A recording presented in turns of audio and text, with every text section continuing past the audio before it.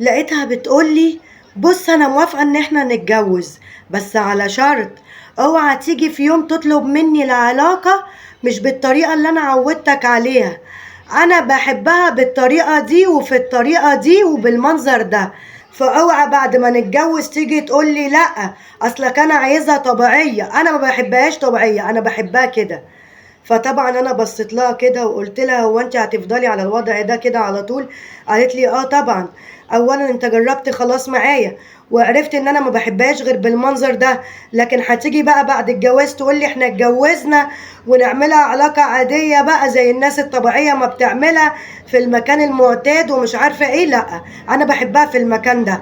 فانا بقول لك اهو من دلوقتي علشان ما تجيش تشمرق بعد كده. طبعا انا دماغي بقت عماله تودي وتجيب. انا عارف اللي هي بتقوله، بس ما كنتش متخيل ان هي مثلا ايه، ان في ستات تقولك ايه: علشان ما احسش ان انا بعمل حاجه حرام فقبل الجواز بتعملها في المنطقه دي، وبعد الجواز بقى بتعملها في المنطقه العادي، ال- المنطقة اللي زي ما معروفة وربنا خلقها. لكن بالطريقة دي أنا مش متخيل. وبحكم شغلي أنا عملت علاقات كتيرة جدا، و90% منهم مع أجانب، لأن شغلي كله في السياحة وشغال ما بشوفش غير سياح وأجانب من كل الدول، وطبعا من دول عربية. فأنا ما شفتش كده مع الأجانب، بس شفت البلوى دي مع الست دي. هي من دولة عربية، هي مش أجنبية بس مش مصرية برضو، من دولة عربية. لما لقيتها جاية أول يوم وعايزاني أطلع معاها رحلة، ولا أنا بطلع، بص أنا معايا فلوسي وهطلع على اليخت لوحدي وبتاع. قلت إيه ده؟ ده أنا الأجانب ما بكونوش يطلبوا معايا إن هم يطلعوا لوحدهم، كنا دايما بنطلع جروبات والغطس والحاجات اللطيفة اللي بنطلعها دي. لكن دي لقيتها أول لما جاتلي، لقيتها بتبصلي كده ونقرتني من فوق لتحت كده، وانا جسمي رياضي، راجل سباح وبتاع، فجسمي رياضي جدا. فجابتني من فوق لتحت بطريقة غريبة، وركزت في نظراتها على مناطق معينة. فالمهم لقيتها جاية بتقولي: انا عايزة اطلع الرحلة الفلانية وبتاع، بس انا هدفع لك اكننا جروب، شوف فلوسك كام وانا هدفعها كلها، بس انا هطلع لوحدي. فانا طبعا قلت وماله، خير ورزق وبتاع عادي، رغم ان نظراتها ما كانتش عجباني. قلت يا واد ايه ما انت واخد على كده، يعني هو جديد عليك يعني؟ المهم وافقتها واخدتها وطلعنا على اليخت ورحنا قضينا الرحلة بتاعتنا. بس طبعا في وسط ما احنا بنقضي الرحلة اللطيفة بدأت تعمل حركات، هقول لكم ايه، تحرش، حركات تخلي اي راجل يضعف وش. وده تمام اللي حصل، عملت اللي هي عملته ده وخلتني ضعفت معاها. اذ بقى اتفاجئ بيها بعد ما وصلنا بقى لمرحلة الضعف دي، اتفاجئ بيها بقى انها بتقولي: لا اصل انا ما بحبش العلاقة كده. فلقيتها بتطلب مني ان انا اعمل معاها العلاقة في المنطقة اللي ربنا محرمها.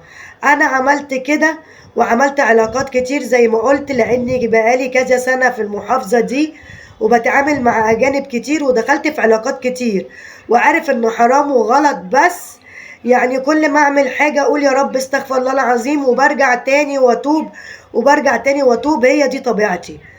المهم اللي طلبته مني الأجانب نفسهم كان نادر جدا إن حد يطلب كده. فأنا في الأول بقيت قرفان منها، انتي بتقولي ايه؟ فلقيتها حست إن أنا مش عايز، فبدأت تعمل إغراءات وحاجات خلتني للأسف طوعتها وعملت لها زي ما هي عايزة. خلصنا القرف اللي هي هببته ده والليلة السودة دي كلها، وخلصنا الدنيا وخلصنا الرحلة ورجعنا. بعد ما رجعنا بقى طبعا توالت بقى المعرفة السودة وتوالت المقابلات على نفس هذا الوضع. واللي عرفته بقى طبعا ما كان في كلام بقى ومهارات قبل ما بنخش في العلاقة الزفت دي. اللي عرفته ان هي جوزت كذا مرة وهي في الدولة بتاعتها في بلدها يعني كان باين على هيئتها يعني ولبسها وستايلها والفلوس اللي دفعتها والكلام ده كله، والمكان اللي كانت مقيمة فيه كمان كان باين ان هي حد معاه فلوس ومرتاح وعندها بيزنس خاص بيها في بلدها ونازلة السياحة وجاية لوحدها. فهي واضح ان هي ايه، بتيجي تشقط وتعمل علاقات وتشهيص وترجع تاني. المهم في خلال الاسبوعين اللي قعدتهم ما سابتنيش في حالي، وحرفيا انا قلت هي جايه بقى النهارده معايا بكره مع فلان بكره مع علان، هتلف لفتها مع كذا واحد. لكن دي ما عملتش كده، زي ما تقولوا كده انا دخلت دماغها وعجبتها، وشكلي من الاول يعني كان عاجبها، ففضلت طول الفتره دي معايا انا بس. وده اللي انا اتاكدت منه، وعرفت منها انها جوزت كام جوازه قبل كده وكانت بتسيبهم. بس معرفش ان هي كانت بتسيبهم ولا هما اللي بيسيبوها ليه، الله اعلم. بس جه في بالي قلت يمكن علشان كانوا بيعرفوا ان هي ما بتحبش تعمل علاقات طبيعية وما بتحبش تعملها غير بالقرف والطريقة القذرة دي. فطبعا لا سألتها ولا عملت اي حاجة خالص. المهم بعد الاسبوعين دول انا سمعتها بقى في مكالمات تليفون كتير بتكلم الناس اللي شغالين معاها في بلدها، لا اعملوا كذا لا اعملوا كذا انا جاية خلاص، وحوارات الشغل بتاعتها دي. فلقيتها جايه بتقول لي بقول لك ايه، هو انت عاجبك شغلك هنا قوي؟ فقلت لها عادي يعني. فقالت لي طيب ايه رايك لو نيجي نتجوز واخدك معايا وتشتغل هناك، احنا البلد عندنا فيها شغل حلو وانا هعرف اظبط لك دنيتك وتعمل فلوس ومش عارفه ايه وبتاع. بس احنا جوازنا هيبقى زي ما احنا عاملين كده بالظبط، علشان انا عملت كده مع واحد و... وجي بعد ما اتجوزنا كان عايز يتعامل معايا طبيعي، فانا ما بحبش الطبيعي، فاضطرينا ان احنا بعد ما نتجوز ان احنا اتطلقنا. فانا بقول لك من دلوقتي اهو ان انا حتى لو اتطلقنا عادي يعني، بس انا بقول لك من دلوقتي انا ما بعرفش في الطبيعي ده وما بيعجبنيش، انا زي ما انا كده.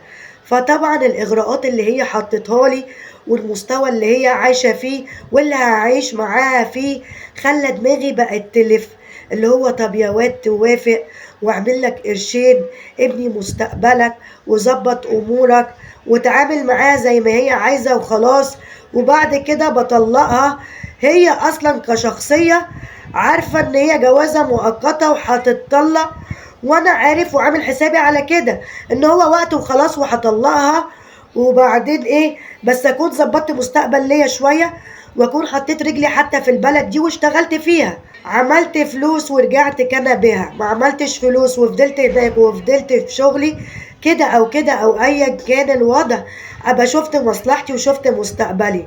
بس انا مش قادرة اتقبل فكرة ان انا افضل عايش معاها يعني على العلاقة بالطريقة المقرفة دي.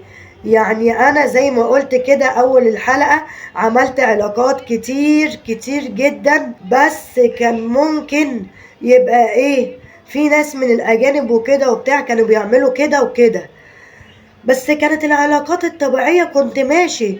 لكن الحاجات التانية المحرمات دي او المناطق دي لا، انا ماليش فيها. لكن اتفاجئت ان دي عربية ما هياش اجنبية، هو الموضوع ده اللي عاجبها بس، يعني مش حتى بس طبيعي وكده وكده، لا، هي المكان ده وبس. فانا دلوقتي بين نارين بقى، في ان انا شايف ان في مستقبل كشغل وفلوس والكلام ده كله، وعلى العكس ان انا مفيش اي مستقبل في جوازي ده منها خالص اصلا، رغم انها حلوة جدا وجسم حلو جدا رهيبة، اللي يشوفها ما يتخيلش ان دي كده ابدا.